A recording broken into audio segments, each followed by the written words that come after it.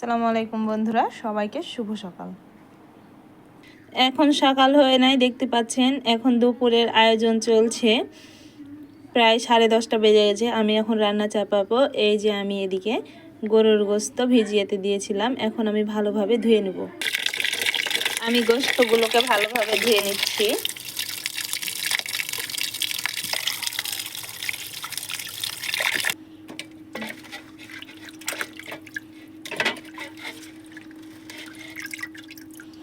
এগুলোকে আমি কি দিয়ে রান্না করব বলুন তো? এগুলো আমি আলু দিয়ে রান্না করব।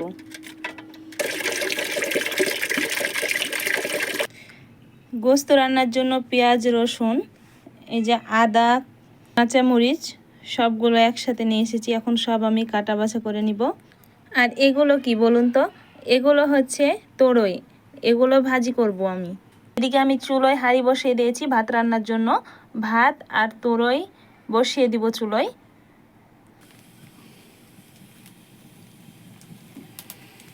এদিকে আমি গোস্ত দিয়ে আলু রান্না করব, ওই জন্য আলুগুলোকে ভালোভাবে কেটে নিয়েছি। এখন আমি ধুয়ে নেব।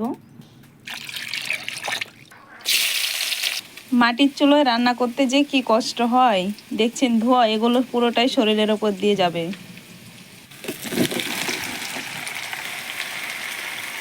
এখন আমি দিয়ে দিব লবণ, ধনে, মরিচের গুঁড়ো, হলুদ, জিরে গুঁড়ো। এখন আমি ভালোভাবে নেড়ে চেড়ে ঢাকনা দিয়ে ঢেকে দেব। এইদিকে আমার ভাতের পানি ফুটে গেছে। এখন আমি চালগুলো ধুয়ে দিব।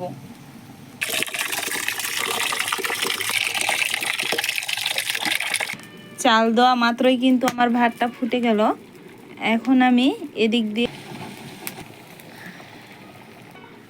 গোস্তের জন্য মশলা বেটে নেব। এদিকে আমার পেঁয়াজ রসুন সব কাটা হয়ে গেছে।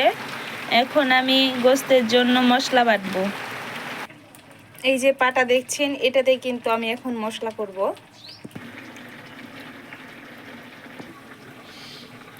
আমার কিন্তু আদা বাটা হয়ে গেল। এখন আমি রসুন বেটে নেব।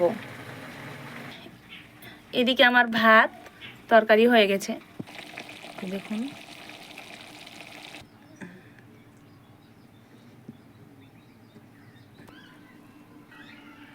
এখন আমি কড়াইতে তেল দিয়ে নিয়েছি, পেঁয়াজ দিয়ে দেব। দেখুন বন্ধুরা, আমার কত সুন্দর হয়ে গরুর গোস্ত হয়ে গেছে, একদম পারফেক্ট হয়েছে। দেখে বুঝতেই পারছেন মাটির চুলোয় রান্না অনেক সুন্দর হয়েছে, অনেক সুন্দর ঘ্রাণও বের হচ্ছে। যে দেখুন,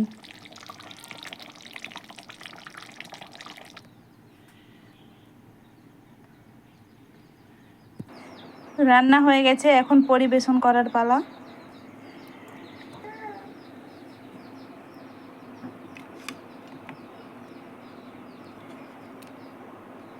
আর এগুলো কিন্তু তোরই, আমি চিংড়ি মাছ দিয়ে রান্না করি, তবে এখন আমি খেতে পাবো না, সেজন্য আমি এমনিতেই রান্না করেছি, তবে খুব ভালো হয়েছে। আর এগুলো সজনে শাক।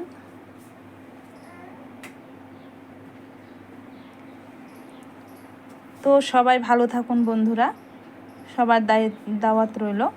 আসসালামু আলাইকুম।